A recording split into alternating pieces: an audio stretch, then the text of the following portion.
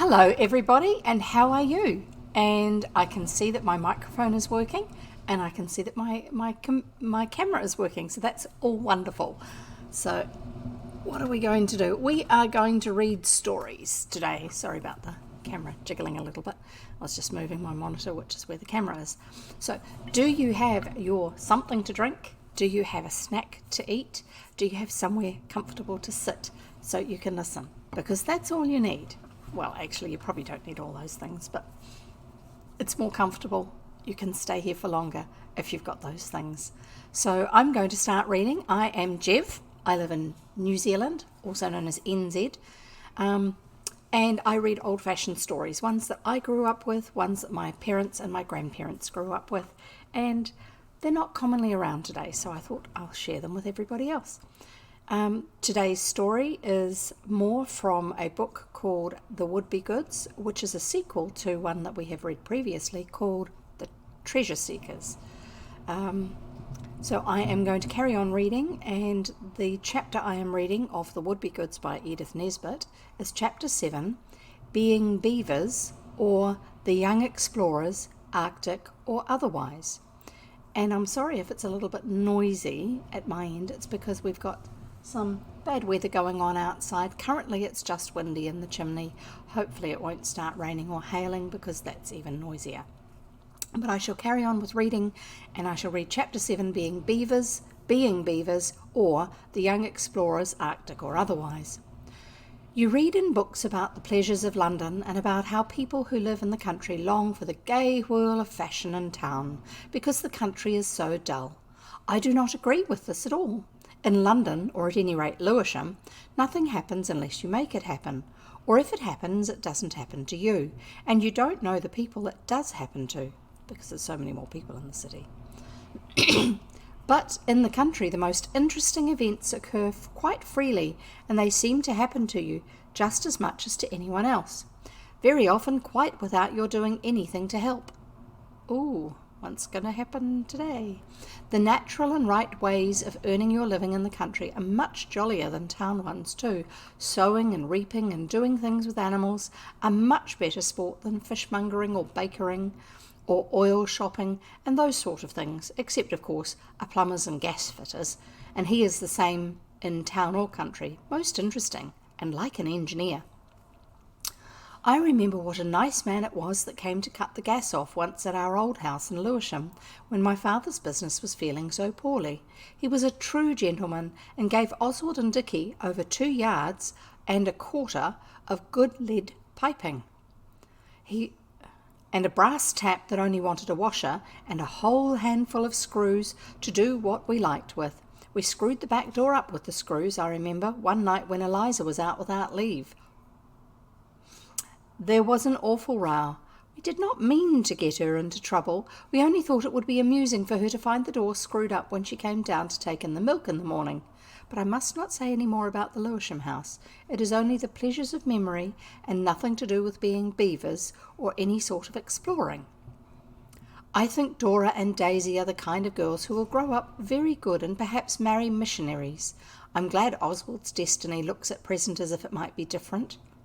We made 2 expeditions to discover the source of the Nile, or the North Pole, and owing to their habit of sticking together and doing dull and praiseable things like sewing and helping with the cooking, and taking invalid delicacies to the poor and indignant, which I'm not quite sure if that's actually what they mean, Daisy and Dora were wholly out of it both times, though Dora's foot was now quite well enough to have gone to the North Pole or the equator either.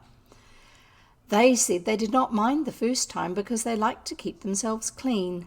It is another of their queer ways, and they said they had had a better time than us. It was only a clergyman and his wife who called, and hot cakes for tea. The second time they said they were lucky not to have been in it, and perhaps they were right. But let me to my narrating. I hope you will like it. I am going to try to write it a different way, like the books they give you for a prize at a girls' school. I mean, a young ladies' school, of course, not a high school. High schools are not nearly so silly as some other kinds. Here goes. Ah me, sighed a slender maiden of 12 summers, removing her elegant hat and passing her tapery fingers lightly through her fair tresses. How sad it is it not, to see able-bodied youths and young ladies wasting the precious summer hours in idleness and luxury. The maiden frowned reproachingly, but yet with earnest gentleness, at the group of youths and maidens who sat beneath an umbrageous beech tree and ate black currants. I think that was a made-up word meaning that it's umbrella-shaped. I'm not sure.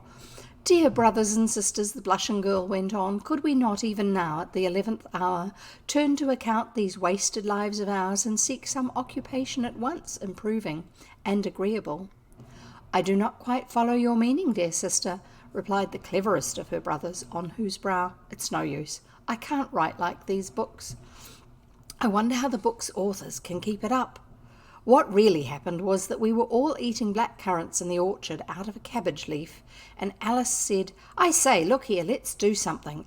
It's simply silly to waste a day like this. It's just on 11. Come on. And Oswald said, where to? This was the beginning of it. The moat that is all around our house is fed by streams. One of them is a sort of open overflow pipe from a good-sized stream that flows at the other side of the orchard. It was this stream that Alice meant when she said, why not go and discover the source of the Nile?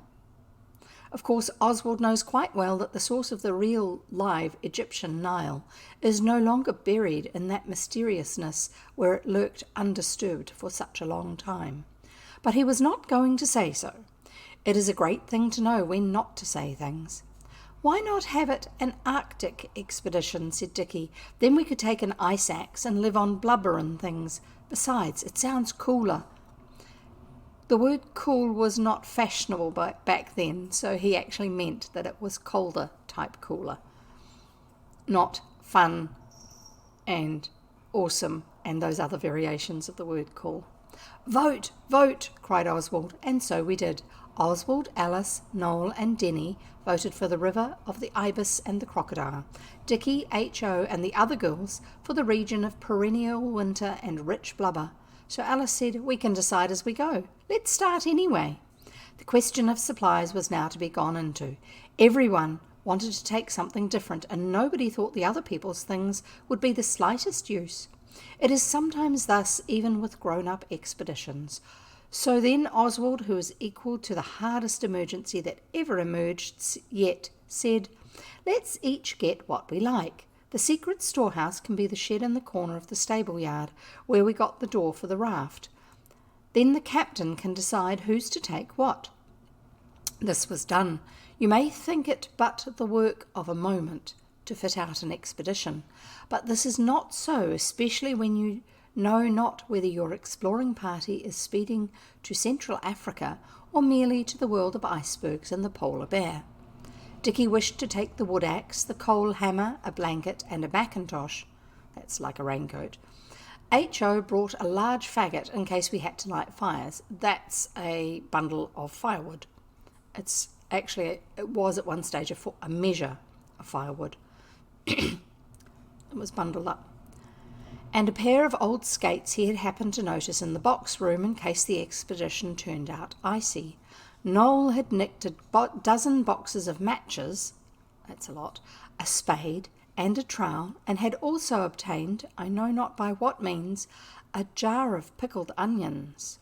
Denny had a walking stick, we can't break him of walking with it, a book to read in case he got tired of being a discoverer, a butterfly net, and a box with a cork in it, a tennis ball, if we happened to want to play rounders in the pauses of exploring, 2 towels, and an umbrella in the event of camping, or if the river got big enough to bathe in, or to be fallen into. I'm not quite sure how an umbrella works for that. Maybe it's like a Winnie the Pooh and Piglet rescue boat. Alice had a comforter for Noel, that's like a duvet or a quilt, in case we got late, a pair of scissors and a needle and cotton, 2 whole candles in case of caves, and she had thoughtfully brought the tablecloth off the small table in the dining room so that we could make it all so we could make all the things up into one bundle and take it in turns to carry it.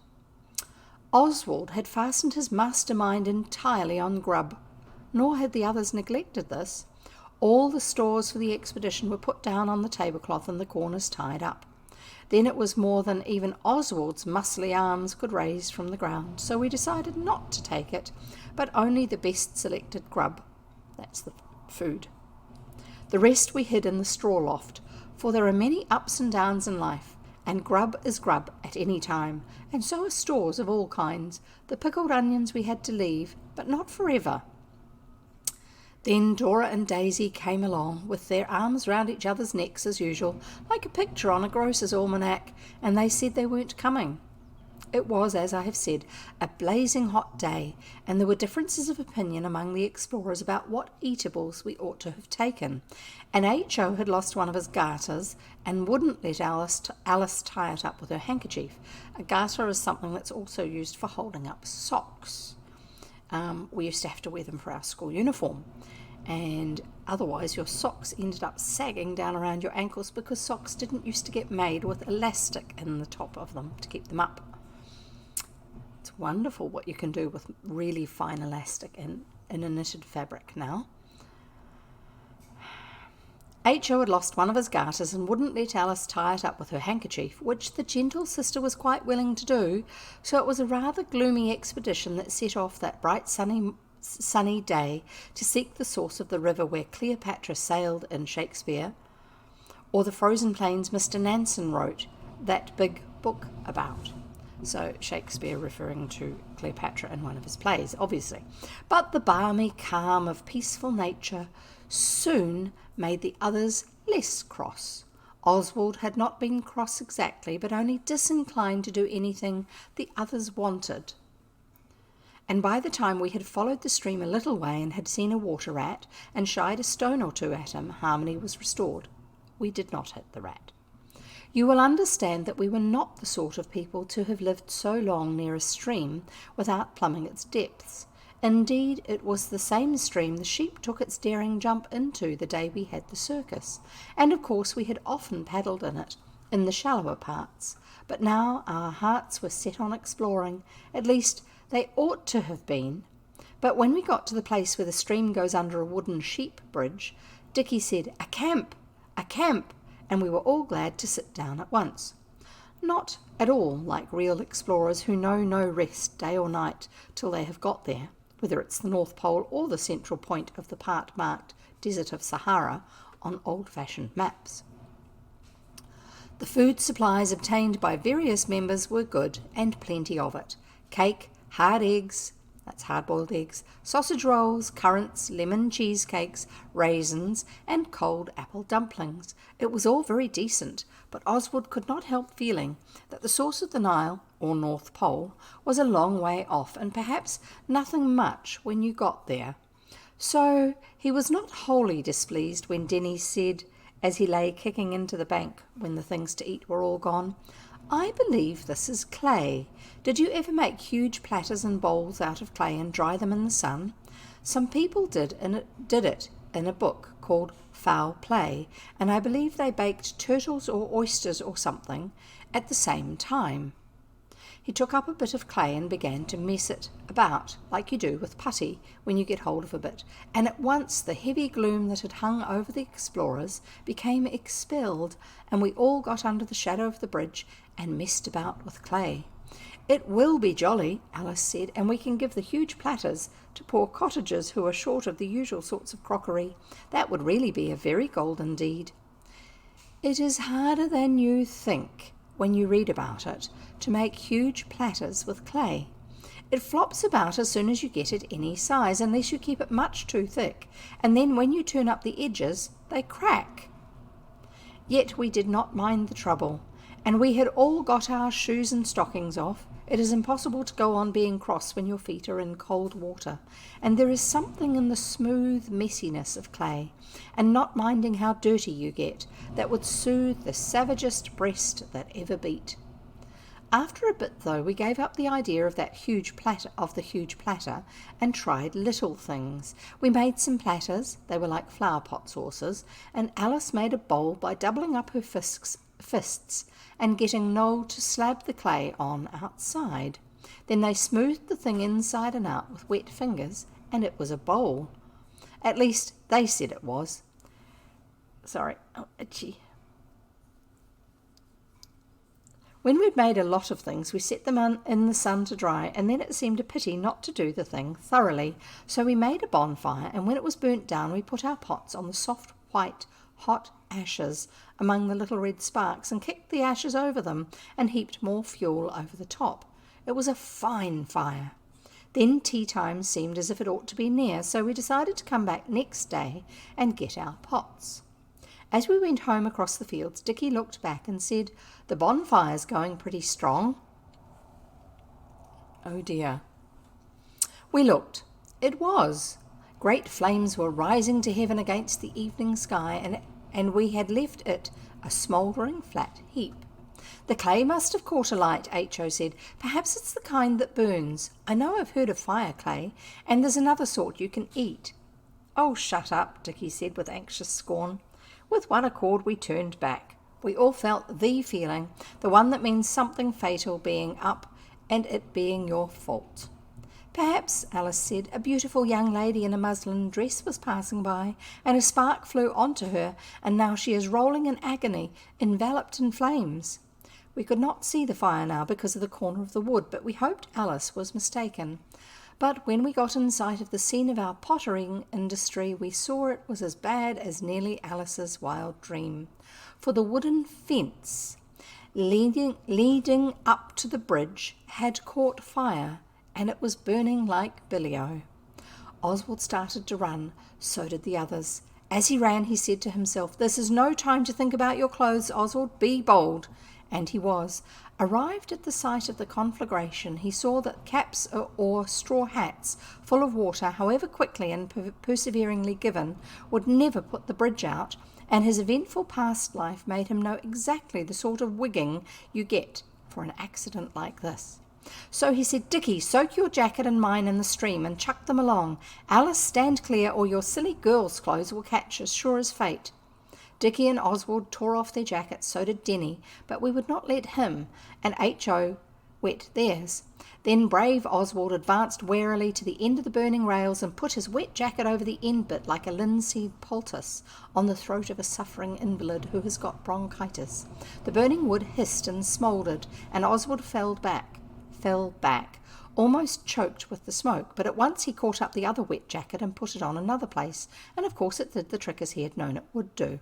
But it was a long job, and the smoke in his eyes made the young hero obliged to let Dickie and Denny take a turn as they had bothered to do from the first. At last all was safe. The devouring element was conquered. We covered up the beastly bonfire with clay to keep it from getting into mischief again. And then Alice said, "Now we must go and tell." "Of course," Oswald said shortly. He had meant to tell all the time. "So we went to the farmer who has the Moat House farm, and we went at once, because if you have any news like that to tell, it only makes it worse if you wait about."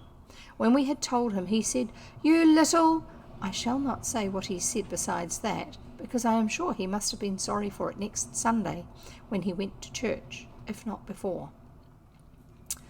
We did not take any notice of what he said, but just kept on saying how sorry we were, and he did not take our apology like a man, but only said he daresayed, just like a woman does. Then he went to look at his bridge, and we went in to our tea. The jackets were never quite the same again.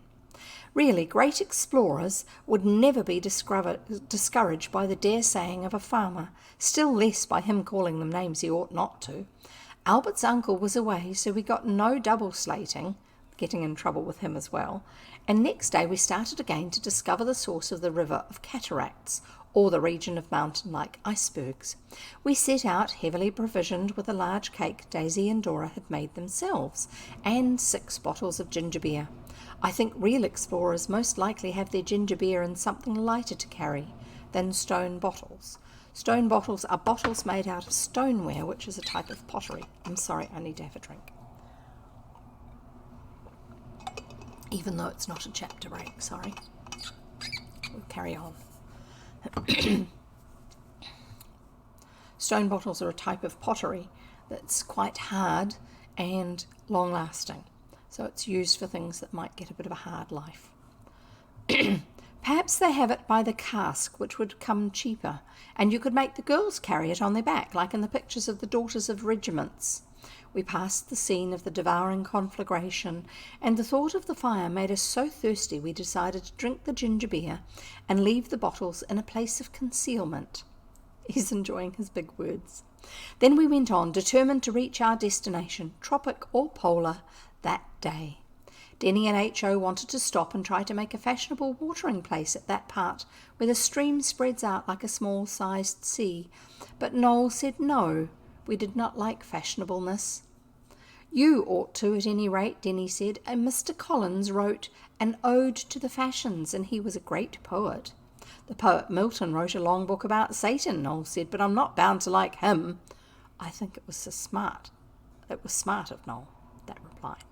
People aren't obliged to like everything they write about, even, let alone read, Alice said. Look at Ruin Seize Thee, Ruthless King, and all the pieces of poetry about war and tyrants and slaughtered saints, and the one you made yourself about the black beetle, Noel.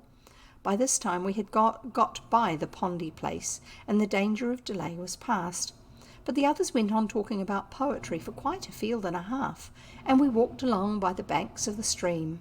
The stream was broad and shallow at this part, and you could see the stones and gravel at the bottom, and millions of baby fishes, and a sort of skating spiders walking about on the top of the water. Denny said the water must be like ice for them to be able to walk on it, and this showed we were getting near the North Pole.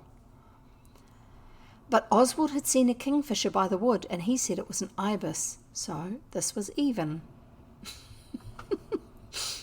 When Oswald had had as much poetry as he could bear, he said, "Let's be beavers and make a dam." And everybody was so hot they agreed joyously, and soon our clothes were tucked up as far as they could go, and our legs looked green through the water, though they were pink out of it. So it's got a lot of green in it from the grass and running into the stream. Making a dam is jolly good fun, though laborious, as books about beavers take care to let you know. Dickie said it must be Canada if we were beavers, and so it was on the way to the polar system. But Oswald pointed to his heated brow, and Dickie owned it was warm for polar regions. He had brought the ice axe, it is called the wood chopper sometimes, and Oswald, ever ready and able to command, set him and Denny to cut turfs from the bank, while we heaped stones across the stream. It was clayey here, or of course dam making would have been vain, even for the best trained beaver. When we had made a ridge of stones, we laid turfs against them, nearly across the stream, leaving about 2 feet for the water to go through, then more stones, then lumps of clay stamped down as hard as we could. The industrious beavers spent hours on it, with only one easy to eat cake in, one break. And at last the dam rose to the level of the bank. Then the beavers collected a great heap of clay, and the 4 of them lifted it and dumped it down in the opening where the water was running. It did splash a little, but a true-hearted beaver knows better than to mind a bit of a wetting, as Oswald told Alice at the time. Then, with more clay, the work was completed. We must have used tons of clay. There was quite a big long hole in the bank above the dam where we had taken it out. When our beaver task was performed, we went on, and Dickie was so hot he had to take his jacket off and shut up about icebergs. I cannot tell you about all the windings of the stream. It went through fields and woods and meadows, and at last the banks got steeper and higher, and the branches overhead darkly arched their mysterious branches, and we felt like the princes in a fairy tale who go out to seek their fortunes. And then we saw a thing that was well worth coming all that way for. The stream suddenly disappeared under a dark stone archway, and however much you stood in the water and stuck your head down between your knees, you could not see any light at the other end. The stream was much smaller than where we had been beavers. They're obviously going upriver. Gentle reader, you will guess in a moment who it was that said, "Alice, you've got a candle. Let's explore." This gallant proposal met but a cold response. The others said they didn't much care about it, and what about tea? I often think the way people try to hide their cowardliness behind their teas is simply beastly. Obviously it's Oswald's suggestion, and he felt like they were rejecting his idea. Oswald took no notice. He just said with that dignified manner, not at all like sulking, which he knows well how to put on, "All right, I'm going. If you funk it, you'd better cut along home and ask your nurses to put you to bed." So then, of course, they agreed to go. Oswald went first with the candle. It was not comfortable. The architect of that dark subterranean passage had not imagined anyone would ever be brave enough to lead a band of beavers into its inky recesses, or he would have built it high enough to stand upright in. As it was, we were bent almost at a right angle, and this is very awkward if for long, so they were just crouched over, not actually on hands and knees. But the leader pressed dauntlessly on and paid no attention to the groans of his faithful followers, nor to what they said about their backs. It really was a very long tunnel, though, and even Oswald was not sorry to say, "I see daylight." The followers cheered as well as they could as they splashed after him. The floor was stone as well as the roof, so it was easy to walk on. I think the followers would have turned back if it had been sharp stones or gravel. And now the spot of daylight at the end of the tunnel grew larger and larger, and presently the intrepid leader found himself blinking in the full sun, and the candle he carried looked simply silly. He emerged, and the others too, and they stretched their backs, and the word "crikey" fell from more than one lip. It had indeed been a cramping adventure. Bushes grew close to the mouth of the tunnel, so we could not see much landscape, and when we had stretched our backs, we went on upstream. Nobody said they'd had jolly well enough of it, though in more than one young heart this was thought. It was jolly to be in the sunshine again. I never knew how cold it was underground. The stream was getting smaller and smaller. Dickie said, "This can't be the way. I expect there was a turning to the North Pole inside the tunnel, only we missed it. It was cold enough there." But here a twist in the stream brought us out from the bushes, and Oswald said, "This is strange, wild, tropical vegetation in the richest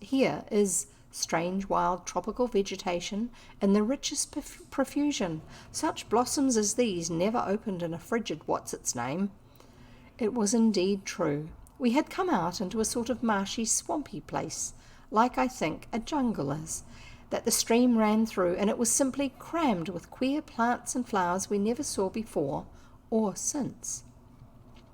And the stream was quite thin. It was torridly hot and softish to walk on. There were rushes and reeds and small willows, and it was all tangled over with different sorts of grasses, and pools here and there. We saw no wild beasts, but there were more different kinds of wild flies and beetles than you could believe anybody could bear, and dragonflies and gnats. The girls picked a lot of flowers. I know the names of some of them, but I will not tell you them because this is not meant to be instructing. So I will only name meadowsweet, yarrow, loose strife, lady's bedstraw, and willow herb, both the larger and the lesser. Everyone now wished to go home. It was much hotter there than in natural fields. It made you want to tear all your clothes off and play at savages instead of keeping respectable in your boots. But we had to bear the boots because it was so brambly. It was Oswald who showed the others how flat it would be to go home, the same way that we had come. How flat, how boring. And he pointed out the telegraph wires in the distance and said, "There must be a road there. Let's make for it," which was quite a simple and ordinary thing to say, and he does not ask for any credit for it. So we sloshed along, scratching our legs with the brambles, and the water squelched in our boots, and Alice's blue muslin frock was torn all over in those criss-cross tears, which are considered so hard to darn. Oops. We did not follow the stream any more. It was only a trickle now, so we knew we had tracked it to its source. Sorry, itchy nose. Just suddenly happens. And we got hotter and hotter and hotter, and the dews of agony stood in beads on our brows and rolled down our noses and off our chins, and the flies buzzed and the gnats stung, and Oswald bravely sought to keep up Dicky's courage, when he tripped on a snag and came down on a bramble bush by saying, "You see, it is the source of the Nile we've discovered. What price North Poles now?" Alice said, "Ah, but think of ices. I expect Oswald wishes it had been the North Pole anyway."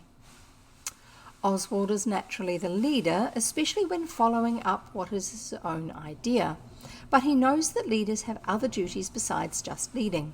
One is to assist weak or wounded members of the expedition, whether polar or equatorish.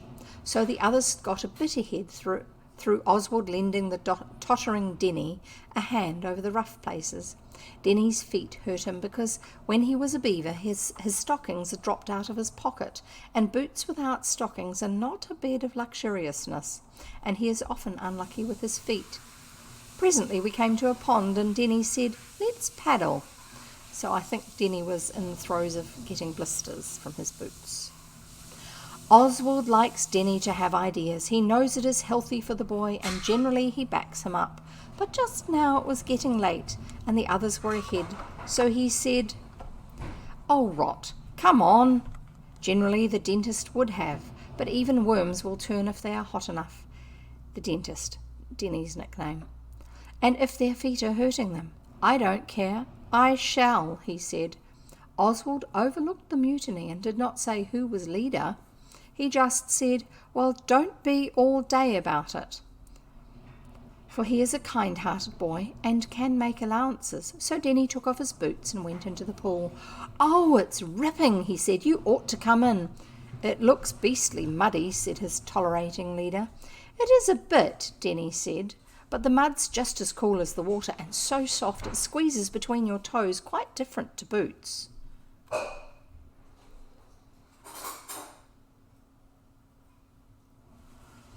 And so he splashed about and kept asking Oswald to come along in.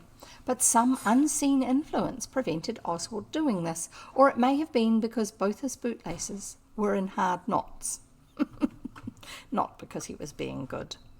Oswald had cause to bless the unseen influence, or the bootlaces, whichever it was. Denny had got to the middle of the pool and he was splashing about and getting his clothes very wet indeed, and altogether you would have thought his was a most envious and happy state. But alas, the brightest cloud had a waterproof lining. He was just saying, "You are a silly Oswald, you're much better," when he gave a blood-piercing scream and began to kick about. That's the coffee grinder that you can hear in the background, sorry. I've just asked somebody to make me a cup of coffee because I forgot to have one before we started the stream. And I shall carry on reading in a minute, but I'm a little warm, so I'm rolling up my sleeves. And then I shall carry on. Sorry about that. Right. A blood-piercing scream and began to kick about. "What's up?" cried the ready Oswald. He feared the worst from the way Denny screamed, but he knew it could not be an old meat tin in this quiet and jungular spot, like it was in the moat when the shark bit Dora. "I don't know. It's biting me. Oh, it's biting me. All over my legs. Oh, what shall I do? Oh, it does hurt. Oh, oh, oh," remarked Denny among his screams as he splashed towards the bank. Oswald went into the water and caught hold of him and helped him out.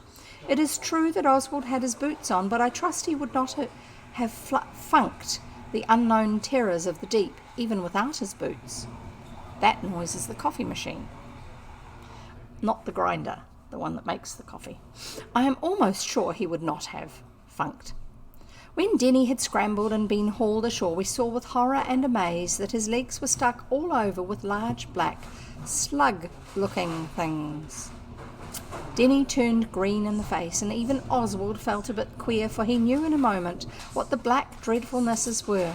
He had read about them in a book called Magnet Stories, where there was a girl called Theodosia, and she could play brilliant trebles on the piano in duets, but the other girl knew all about leeches, which is much more useful, and golden deedy. Oswald tried to pull the leeches off, but they wouldn't, and Denny howled, so he had to stop trying. Leeches hold on tighter the more you pull them. He remembered from the Magnet Stories how to make the leeches begin biting. The girl did it with cream, but he could not remember how to stop them, and they had not wanted any showing how to begin.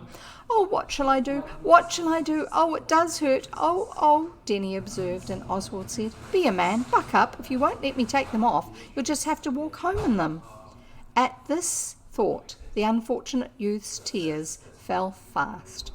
But Oswald gave him an arm and carried his boots for him, and he consented to buck up, and the two struggled on towards the others who were coming back, attracted by Denny's yells.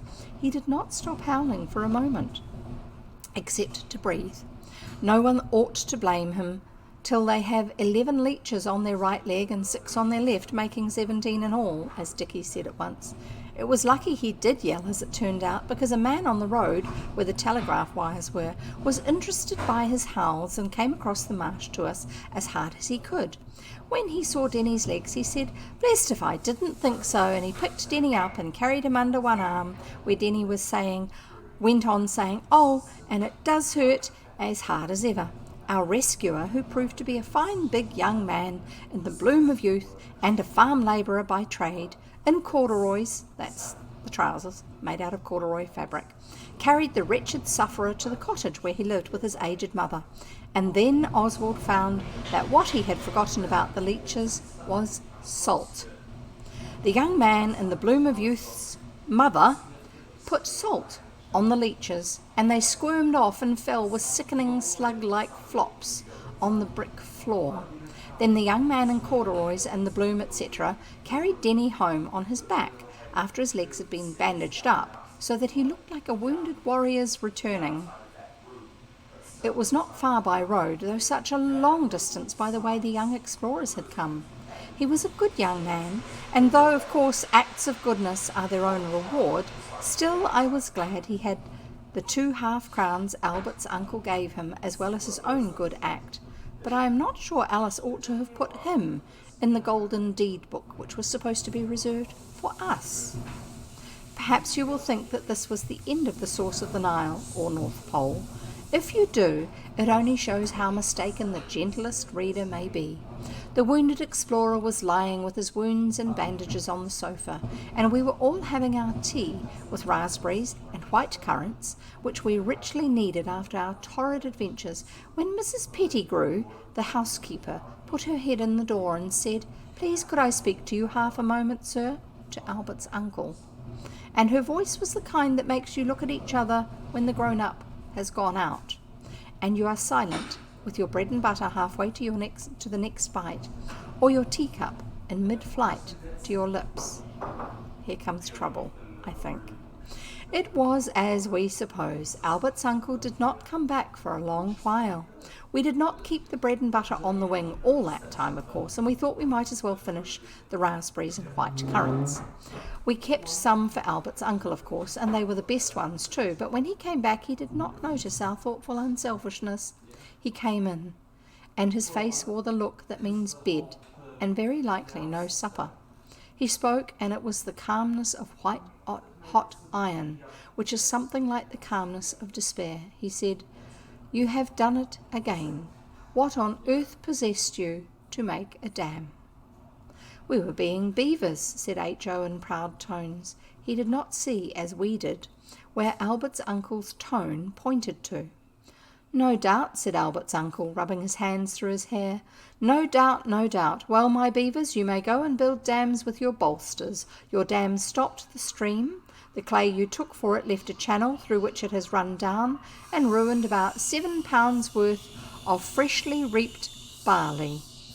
Luckily the farmer found it out in time, or you might have spoiled 70 pounds worth. And you burned a bridge yesterday." We said we were sorry.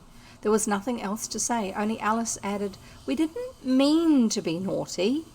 Of course not, said Albert's uncle. You never do. Oh yes, I'll kiss you, but it's bed, and it's 200 lines tomorrow, and the line is, beware of being beavers and burning bridges, dread dams. It will be a capital exercise in capital B's and D's, because all those emphasised words, the big words, start with a capital letter. We knew by that though annoyed, he was not furious. We went to bed. I got jolly sick of capital B's and D's before sunset on the morrow. That night, just as the others were falling asleep, Oswald said, I say. Well, retorted his brother, there is one thing about it, Oswald went on. It does show it was a rattling good dammer anyhow. And filled with this agreeable thought, the weary beavers, or explorers, polar or otherwise, fell asleep. And that's the end of that chapter. Oh my goodness, every chapter is trouble. It's like they try to think up something to get into trouble with. So, chapter break, time to have a drink. I do hope that you're having a wonderful day today, wherever you are, or evening, or morning, whatever. I'm not sure what it is where you are, because my viewers are from all over the place. Anyway, so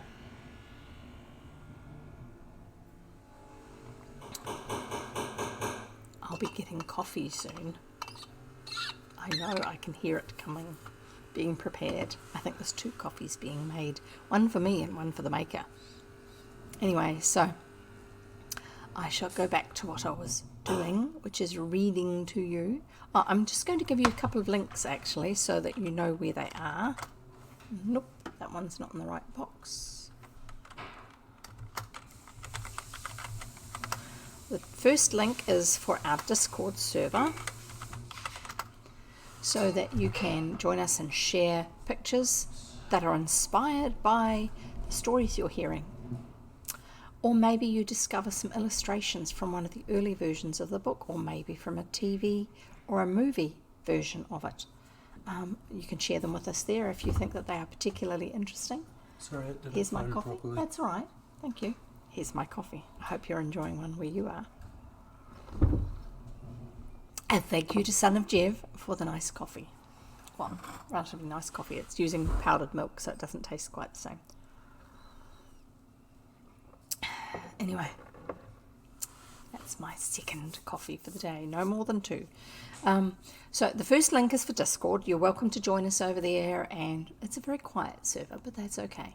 I have in the past shared some of the illustrations from the early editions of previous books we've read. I'm probably going to see if I can find some illustrations from some of the other ones that we've read more recently and share them with you if you do join us there. And also, if you're not already there watching this, I've put a link to my YouTube channel because the stories that I read out loud on Twitch stay on Twitch for 2 weeks and then they get transferred across to YouTube and they are posted on YouTube, and I have playlists for each book. There's a couple of ones where they're combined, like Millie Molly Mandy and The Wind in the Willows, but all of the books I've done are gathered together in a playlist which has a list of all the videos that I've done. It won't have any chat box alongside or anything like that. It's just the video of me reading to you and me chatting in between like this. I don't bother editing that out. So you're welcome to go over there if you want something to listen to when I'm not reading for you. I read Monday, Wednesday, Friday, 3 p.m. New Zealand time. There's not very often that I don't read. Very occasionally I will be reading from a different location, so I will be using my phone. The video's not as good then, but that's okay. And yes, that way you can get more stories in. Stories that you have or haven't heard of before. There's The Little Princess. The Little Princess, I can't remember which one it is. There's The Secret Garden. There's The Wind in the Willows, there's Alice in Wonderland, there's Through the Looking Glass, there's The Railway Children, which is one which a lot of people have seen the movie or the TV series of, the old versions of. I don't know if they've done any new ones. And there's more stories that we're going to read once we've finished the story we're currently on. We'll see. So I'm going to carry on now. I am reading The Wouldbegoods by E Nesbit, Edith Nesbit. You can find out about her over on Wikipedia if you want.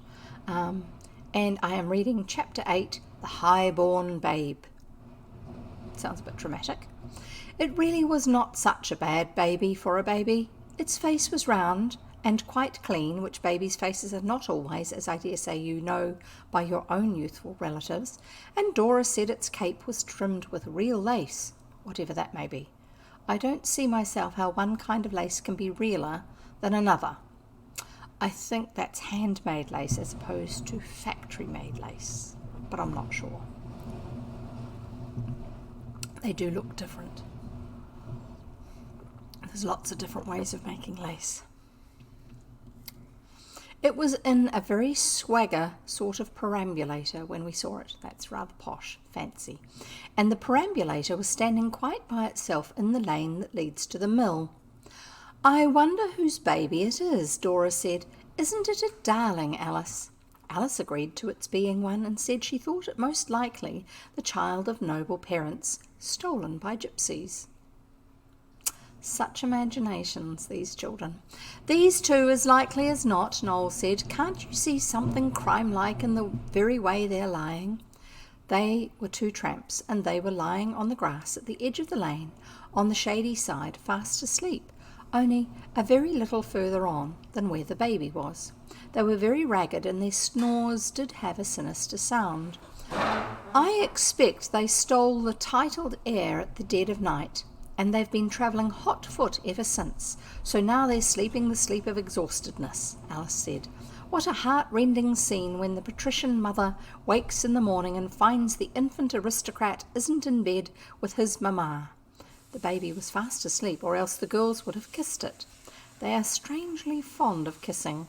The author never could see anything in it himself. If the gypsies did steal it, Dora said, perhaps they'll sell it to us. I wonder what they'd take for it. Oh dear. What could you do with it if you'd got it? H.O. asked. Why, adopt it, of course, Dora said. I've often thought I should enjoy adopting a baby. It would be a golden deed, too. We've hardly got any in the book yet. I should have thought there were enough of us, Dicky said. Ah, but none of you are babies, said Dora. Unless you count H.O. as a baby, he behaves jolly like one sometimes. This was because of what had happened that morning when Dicky found H.O. gone fishing with a box of worms, and the box was the one Dicky keeps his silver studs in, and the medal he got at school, and what is left of his watch and chain. The box is lined with red velvet, and it was not nice afterwards.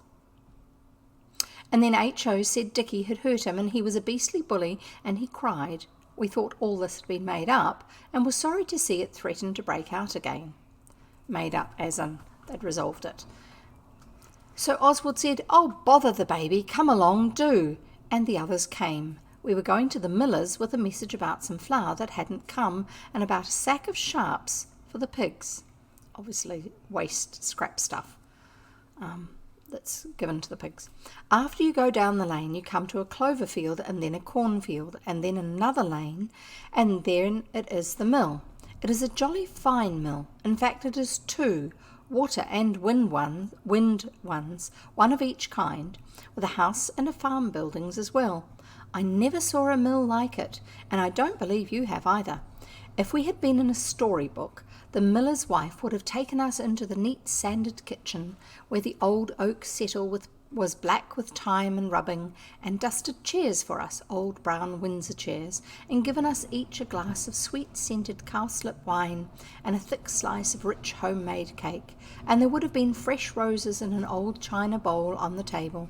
As it was, she asked us all into the parlour and gave us Eiffel Tower lemonade and Marie biscuits.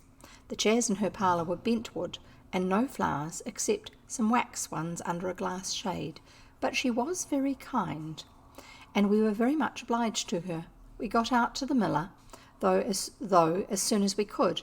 Only Dora and Daisy stayed with her, and she talked to them about her lodgers and about her relations in London. The miller is a man. He showed us all over the mills, both kinds, and let us go right up into the very top of the windmill, and showed us how the top moved round so that the sails could catch the wind, and the great heaps of corn, some red and some yellow. The red is English wheat. Corn is a generic name for grain that's most commonly used in this context.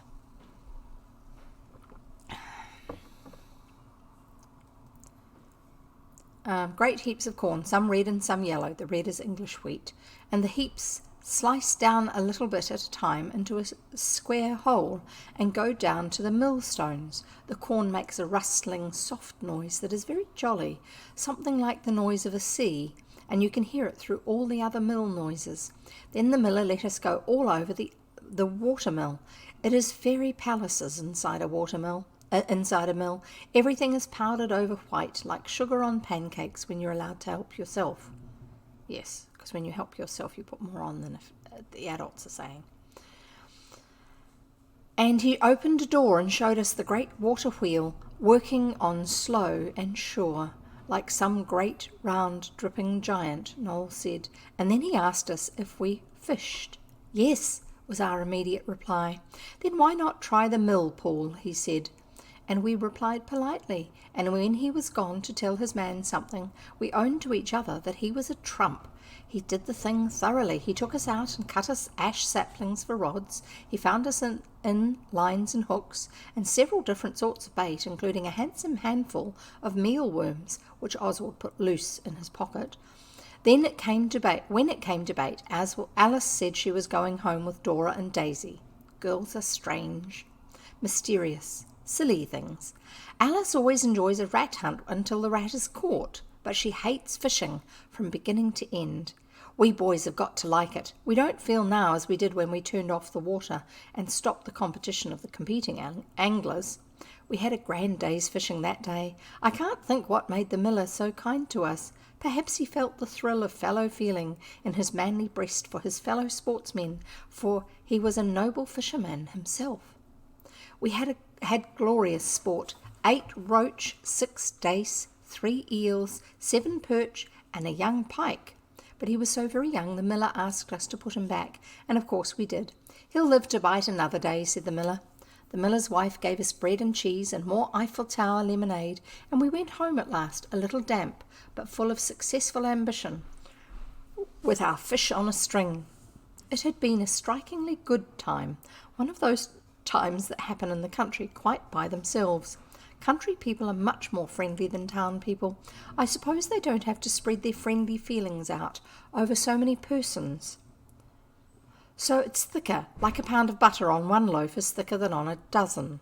Friendliness in the country is not scrape, like it is in London. Even Dicky and H.O. forgot the affair of honour that had taken place in the morning. H.O. changed rods with Dicky because H.O.'s was the best rod, and Dicky baited H.O.'s hook for him, just like loving, unselfish brothers in Sunday school magazines. We were talking fish-likely as we went along down the lane and through the cornfield and the clover field, and then we came to the other lane where we had seen the baby. The tramps were gone, and the perambulator was gone, and of course the baby was gone too. I wonder if those gypsies had stolen the baby, Noel said dreamily. He had not fished much, but he had made a piece of poetry. It was this: How I wish I was a fish. I would not look at your hook, but lie still and be cool at the bottom of the pool. And when you went to look at your cruel hook, you would not find me there, so there. If they did steal the baby, Noel went on, they will be tracked down by the lordly perambulator. You can disguise a baby in rags and walnut juice. The walnut juice is used to make the skin darker. The children did that in the first book, The Story of the Treasure Seekers. And it stains your skin, and it stays browner for a while until it wears off. It doesn't just wash off. You can disguise a baby in rags and walnut juice, but there isn't any disguise dark enough to conceal a perambulator's person. You might disguise it as a wheelbarrow, said Dicky. Or cover it with leaves, said H.O., like the robins. We told him to shut up and not gibber, but afterwards we had to own that even a young brother may sometimes talk sense by accident. for we took the shortcut home from the lane. It begins with a large gap in the hedge and the grass and weeds trodden down by the hasty feet of persons who were late for church and in too great a hurry to go round by the road. Our house is next to the church, as I think I have said before some time. The shortcut leads to a stile at the edge of a bit of wood, the parson's shave, they call it, because it belongs to him. The wood has not been shaved for some time, and it has grown out beyond the stile, and here among the hazels and chestnuts and young dogwood bushes we saw something white. We felt it was our duty to investigate, even if the white was only the underside of the tail of a dead rabbit caught in a trap. It was not. It was part of the perambulator.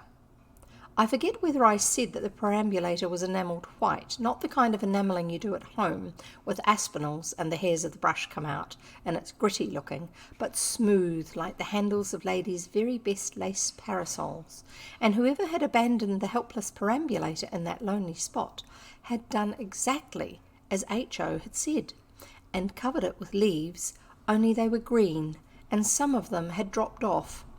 The others were wild with excitement. Now or never, they thought, was a chance to be real detectives. Oswald alone retained a calm exterior. It was he who would not go straight to the police station. He said, "Let's try and ferret out something for ourselves before we tell the police. They always have a clue directly they hear about the finding of the body, and besides, we might as well let Alice be in anything there is going. And besides, we haven't had our dinners yet." This argument of Oswald's was so strong and powerful, as arguments often are, as I dare say you've noticed, that the others agreed. It was Oswald, too, who showed his artless brothers why they had much better not take the deserted perambulator home with him. The dead body, or whatever the clue is always left exactly as it is found, he said, till the police have seen it, and the coroner, and the inquest, and the doctor, and the sorrowing relations. Besides, suppose someone saw us with the beastly thing and thought we had stolen it. Then they would say, "What have you done with the baby?" And then where should we be? Oswald's brothers could not answer this question, but once more Oswald's native eloquence and far-seeing discerningness conquered. "Anyway," Dickie said, "let's shove the derelict a little further under cover." So we did. Then we went on home. Dinner was ready, and so were Alice and Daisy, but Dora was not there. "She's not coming to dinner anyway," Alice said when we asked her. "She can tell you herself afterwards what it is she's got." Oswald thought it was a headache, or pain in the temper, or in the pinafore, so he said no more. But as soon as Mrs. Pettigrew had helped us and left the room, he began the thrilling tale of the forsaken perambulator. He told it with the greatest thrillingness anyone could have, but Daisy and Alice seemed almost unmoved. Alice said, "Yes, very strange," and things like that, but both the girls seemed to be thinking of something else. They kept looking at each other and trying not to laugh, so Oswald saw that they had got some silly secret, and he said, "Oh, all right, I don't care about telling you. I only thought you'd like to be in it. It's going to be a really big thing with policemen in it, and perhaps a judge." "In what?" H.O. said. "The perambulator?" Daisy choked and then tried to drink and then spluttered and got purple and had to be thumped on the back. But Oswald was not appeased. When Alice said, "Do go on, Oswald. I'm sure we all like it very much," he said, "No, thank you," very politely. "As it happens," he went on, "I'd just as soon go through with this thing without having any girls in it." "In the perambulator?" H.O. asked again. "It's a man's job," Oswald went on without taking any notice of H.O. "Do you really think so?" said Alice, "when there's a baby in it?" "But there isn't," said H.O., "if you mean in the perambulator." "Blow you and your perambulator," said Oswald, with gloomy forbearance. Alice kicked Oswald under the table and said, "Don't be waxy, Oswald. Really and truly, Daisy and I have got a secret. Only it's Dora's secret, and she wants to tell you herself. If it was mine, or Daisy's, we'd tell you this minute, wouldn't we, Mouse?" "This very second," said the White Mouse, and Oswald consented to take their apologies. Then the pudding came in, and no more was said except asking for things to be passed, sugar and water and bread and things. Then, when the pudding was all gone, Alice said, "Come on," and we came on. We did not want to be disagreeable, though really we were keen on being detectives and sifting that perambulator to the very dregs. But boys have to try to take an interest in their sisters' secrets, however silly. This is part of being a good brother. Alice led us across the field where the sheep once fell into the brook, and across the brook by the plank. At the other end of the next field there was a sort of wooden house on wheels that the shepherd sleeps in at the times of year when lambs are being born, so that he can see that they are not stolen by gypsies before the owners have counted them. It's also to help the sheep if they're having trouble having the lamb. To this hut Alice now led her kind brothers and Daisy's kind brother. Dora is inside, she said, with the secret. We were afraid to have it in the house in case it made a noise. The next moment the secret was a secret no longer, for we all beheld Dora sitting on a sack on the floor of the hut, with the secret in her lap. It was the high-born babe. Oswald was so overcome that he sat down suddenly, just like Betsy Trotwood did in David Copperfield, which just shows what a true author Dickens is. "You've done it this time," he said. "I suppose you know you're a baby stealer." "I'm not," Dora said. "I've adopted him." "Then it was you," said Dicky, "who scuttled the perambulator in the wood." "Yes," Alice said. "We couldn't get it over the stile unless Dora put down the baby, and we were afraid of the nettles for his legs. His name is to be Lord Edward."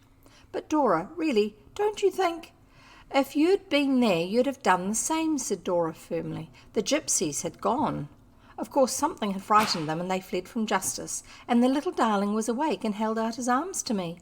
No, he hasn't cried a bit, and I know all about babies. I've often nursed Mrs. Simpkins's daughter's baby when she brings it up on Sundays. They have bread and milk to eat. You take him, Alice, and I'll go and get some bread and milk for him." Alice took the noble brat. It was horribly lively, and it squirmed about in her arms and wanted to crawl on the floor. She could only keep it quiet by saying things to it. A boy would be ashamed even to think of saying such as goo goo, and didums was, and ickle dick ducksums then.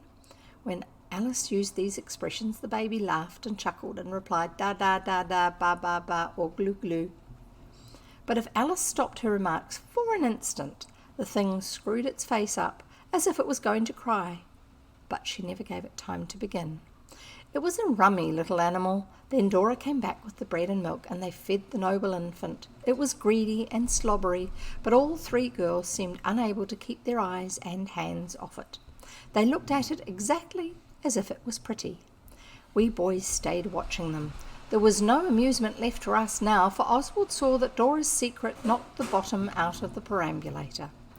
When the infant aristocrat had eaten a hearty meal, it sat on Alice's lap and played with the amber heart she wears that Albert's uncle brought her from Hastings after the business of the bad sixpence and the nobleness of Oswald. "Now," said Dora, "this is a council, so I want to be businesslike. The Duckham's darling has been stolen away. Its wicked stealers have deserted the precious." Sorry, I'm just going to move slightly so I'm slightly closer to the microphone and you can hear my voice just a little bit better. There. Just because it's now even noisier on the chimney and somebody is rattling downstairs. Probably because they're putting some flowers in a vase. I'm not sure, but that sounds like it. "The Duckham's darling has been stolen away. Its wicked stealers have deserted the precious." Oh dear, that's noisy. I'll bring this closer. I'm going to have to hold it next to me. "Its wicked stealers have deserted the precious. We've got it. Perhaps its ancestral halls are miles and miles away. I vote we keep the little lovey duck till it's advertised for." "If Albert's uncle lets you," said Dicky darkly. "Oh, don't say you like that," Dora said. "I want it to be all of our baby. It will have 5 fathers and 3 mothers, and a grandfather, and a great Albert's uncle, and a great-grand uncle. I'm sure Albert's uncle will let us keep it at any rate till it's advertised for. And suppose it never is?" "Then so much the better," said Dora, the little ducky-ucks. and she began kissing the baby again. Oswald, ever thoughtful, said, "Well, what about your dinner?" "Bother dinner," Dora said, so like a girl. "Will you all agree to be his fathers and mothers?" "Anything for a quiet life," said Dicky, and Oswald said, "Oh yes, if you like, but you'll see we shan't be allowed to keep it." "You talk as if he was rabbits or white rats," said Dora, "and he's not. He's a little man, he is." "All right, he's no rabbit, but a man. Come on, and get some grub, Dora," rejoined the kind-hearted Oswald, and Dora did. With Oswald and the other boys, only Noel stayed with Alice. He really seemed to like the baby. When I looked back, he was standing on his head to amuse it. But the baby did not seem to like him any better, whichever end of him was up. Dora went back to the shepherd's house on wheels directly she had had her dinner. Mrs. Pettigrew was very cross about her not being in for dinner at the right time. But she had kept her some mutton hot, all the same. She is a decent sort. And there were stewed prunes. We had some to keep Dora company. Then we boys went fishing again in the moat, but we caught nothing. Just before tea time we all went back to the hut, and before we got half across the last field we could hear the howling of the secret. "Poor little beggar," said Oswald with manly tenderness. "They must be sticking pins in it." We found the girls and Noel looking quite pale and breathless. Daisy was walking up and down with the secret in her arms. It looked like Alice in Wonderland nursing the baby that turned into a pig.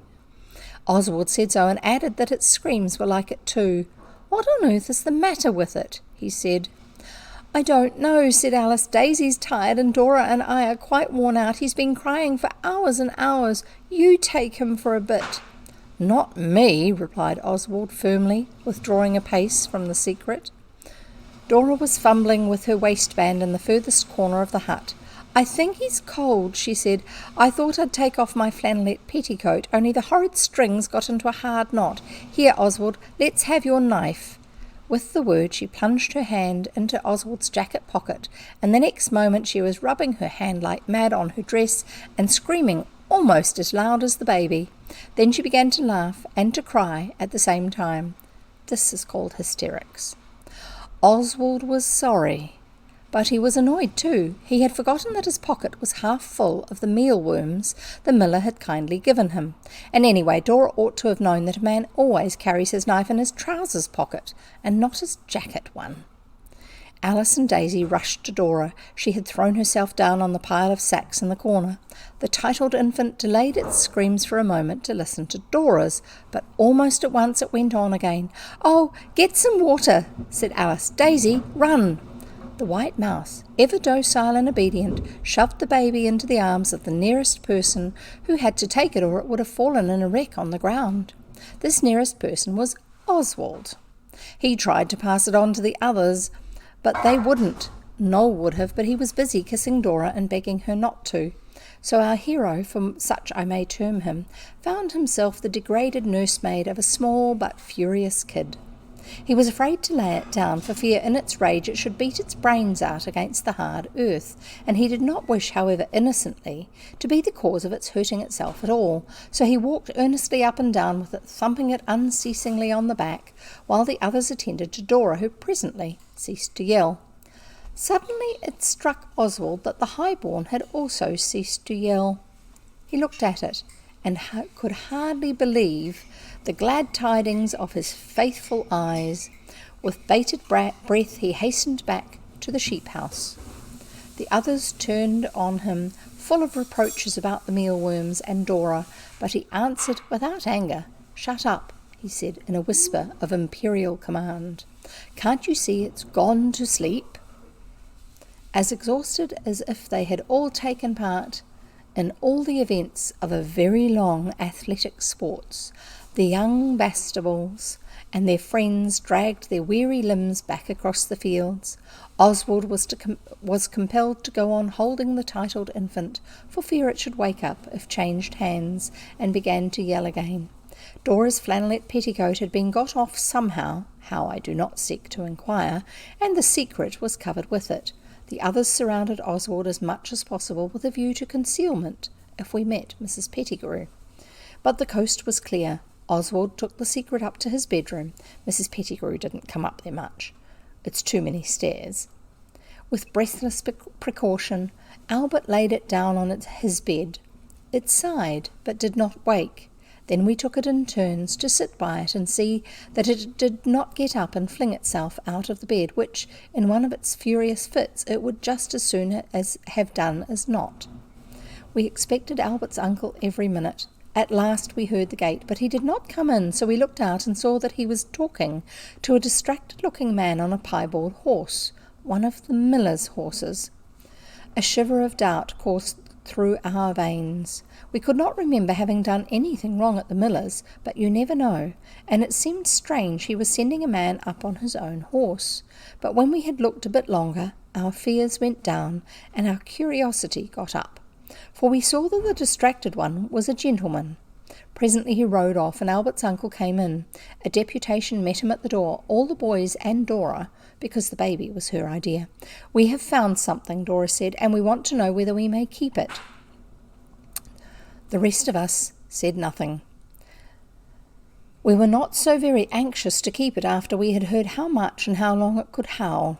Even Noel had said he had no idea baby could yell like it. Dora had said it only cried because it was sleepy, but we reflected that it could certainly be sleepy once a day, if not oftener. "What is it?" said Albert's uncle. "Let's see this treasure trove. Is it a wild beast?" "Come and see," said Dora, and we led him to our room. Alice turned down the pink flannelette petticoat with silly pride and showed the youthful heir fatly and pinkly sleeping. "A baby!" cried Albert's uncle. "The baby! Oh, my cat's alive!" That is an expression which he uses to express despair, unmixed with anger. "Where did you—" But that doesn't matter. We'll talk of this later. He rushed from the room, and in a moment or two we saw him mount his bicycle and ride off. Quite shortly he returned with the distracted horseman. It was his baby, not titled at all. The horseman and his wife were the lodgers at the mill. The nursemaid was a girl from the village. She said she only left the baby 5 minutes while she went to speak to her sweetheart, who was the gardener at the Red House. But we knew she left it over an hour, and nearly 2. I never saw anyone so pleased as the distracted horseman. When we were asked, we explained about having thought the baby was the prey of gypsies, and the distracted horseman stood hugging the baby and actually thanked us. But when he had gone, we had a brief lecture on minding our own business. But Dora still thinks she was right. As for Oswald and most of the others, they agreed they would rather mind their own business all their lives than mind a baby for a single hour. If you have never had to do with a baby in the frenzied throes of sleepiness, you can have no idea what its screams are like. If you have been through such a scene, you will understand how we managed to bear up under having no baby to adopt. Oswald insisted on having the whole thing written in the Golden Deed book. Of course, his share could not be put in without telling about Dora's generous adopting of the forlorn infant outcast, and Oswald could not and cannot forget that he was the one who did get the baby to sleep. What a time Mr. and Mrs. Distracted Horseman must have had of it, though especially now they've sacked the nursemaid. If Oswald is ever married, I suppose he must be some day, he will have 10 nurses to each baby. 8 is not enough. We know that because we tried, and the whole 8 of us were not enough for the needs of that deserted infant who was not so extra highborn after all. And that's the end of that chapter and today's reading. And I'm going to put my microphone back on the desk. Excuse me if it goes bang. And turn it round. There you go. And we shall see you next time. The weather has quietened down again. Someone has been in and stoked the fire, and the wind is still blowing in the chimney, but that's okay. Now, I shall finish, and you shall carry on with whatever it is that you are doing with your day, your evening, your morning, the middle of the night, and I'll see you next time. Bye.